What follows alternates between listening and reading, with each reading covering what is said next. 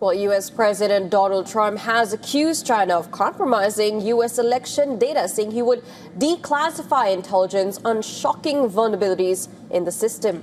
Well, Trump's speech escalates years of claims that his 2020 election defeat was due to widespread fraud. In a televised primetime address from the White House, Trump claimed that since the 2020 election cycle, China has carried out the largest compromise of election data in history, acquiring 220 million American voter files. Over a period of years, starting during the 2020 election cycle, the People's Republic of China carried out what is believed to be the largest compromise of election data in history, resulting in China's illicit acquisition of 220 million U.S. voter files.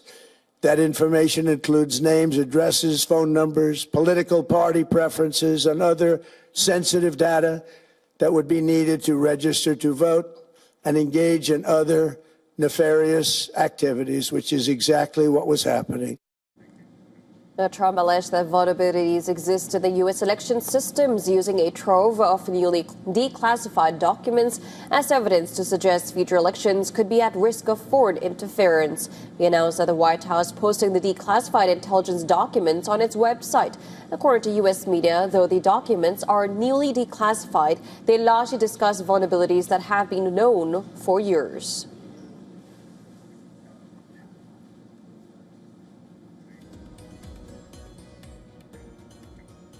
For more on this, our correspondent Susan Tehrani has sent us this report from Vancouver. President Trump's primetime address was billed as a major speech on election security, but the central takeaway was his renewed focus on China and his push for Congress to pass the Save America Act.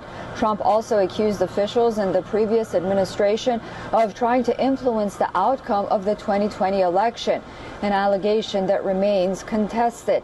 He again called for stricter voter identification, proof of citizenship requirements, and also limits on mail-in voting. Politically, this speech appears aimed at reviving momentum for his stalled election bill, but with Democrats opposed and insufficient Republican support in the Senate to overcome the filibuster, the legislation still faces steep odds.